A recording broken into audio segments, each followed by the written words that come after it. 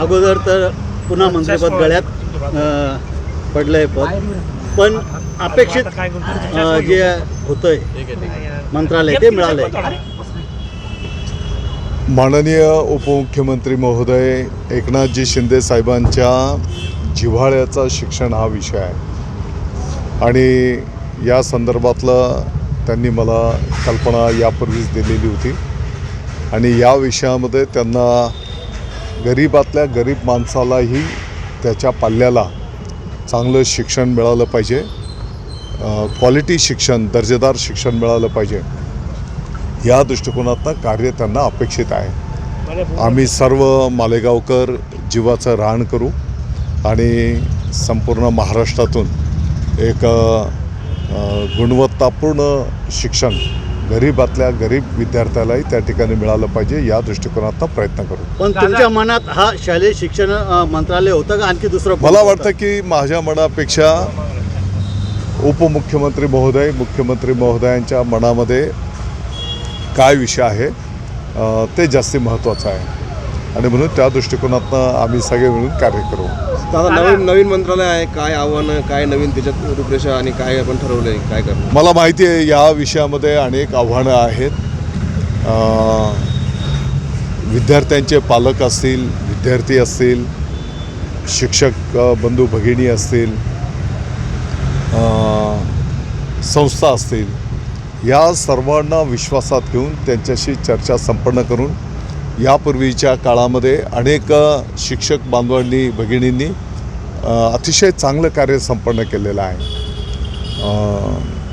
अनेक शिक्षण समित्या आहेत, त्यांनी गावाने पुढाकार घेऊन त्या गावांच्या शाळा चांगल्या केलेल्या आहेत आणि म्हणून या सर्वांचं मार्गदर्शन घेऊन त्यांना सोबत घेऊन आम्ही पुढे काम नेऊ. आता आपत्याच्या शेवटच्या दिवशी मंत्रिपद डिक्लेअर करण्यात आलं, पालकमंत्री पदाचा तेढ हा जिल्हा राज्यभरात तसं प्रलंबित आहे. मला वाटतं की माननीय मुख्यमंत्री महोदय, दोन्ही उपमुख्यमंत्री महोदय चर्चा करून त्या ठिकाणी विषय पुढे नेत आहेत. 1-2 दिवस पुढे पाठीमागं होतात या गोष्टी, त्याच्यामुळे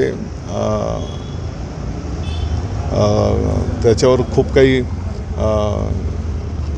भाष्य करणं काही आवश्यकता नाही. आणि ज्या दृष्टीने पालकमंत्री पदाला महत्त्व आहे, पालकमंत्री पद तुम्हाला मिळावं अशी या संदर्भामध्ये पण माननीय मुख्यमंत्री महोदय, उपमुख्यमंत्री महोदय चर्चा करून निर्णय करतील. ते जे निर्णय करतील त्याची अंमलबजावणी करणं शिवसैनिक म्हणून आपले काम असणार आहे. साहेब कांद्याचा प्रश्न एक असा आहे महत्त्वाचा का तुम्ही पण निवेदन दिलेलं आहे, कांद्याचे गेल्या 4 दिवसापासून कांद्याच्या संदर्भामध्ये आपल्या नाशिकचे सर्व आमदार आम्ही उपमुख्यमंत्री महोदय, मुख्यमंत्री महोदयांना या संदर्भामध्ये भेटलो.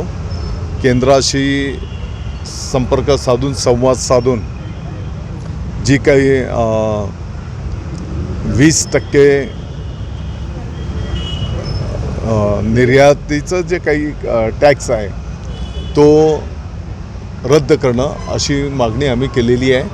मला वाटतं मुख्यमंत्री महोदय, उपमुख्यमंत्री महोदय केंद्राशी ऑलरेडी बोललेले आहेत आणि लवकरात लवकर हा निर्णय शेतकऱ्यांच्या हिताचा पदरात पाडून सलग 5 वेळा तुम्ही निवडून आले, आता मंत्रिपदही पुन्हा मिळालेलं आहे. मालेगाव आणि नाशिक जिल्ह्यासाठी काय विजन राहणार? मालेगावच्या सर्व नागरिकांचं मी आभार व्यक्त करतो, कार्यकर्त्यांचं मी आभार व्यक्त करतो. महायुतीच्या कार्यकर्त्यांनी जीवाचं रान करून आपले स्वतःचे कामधंदे, व्यवसाय, घराचं काम सोडून त्यांनी धनुष्यबाणाचा महायुतीचा प्रचार केला. ज्ञात अज्ञात लोकांनी आशीर्वाद दिले आणि त्यामुळे धनुष्यबाणाचा लाखाच्या फरकाने त्या ठिकाणी यश प्राप्त झालेलं आहे.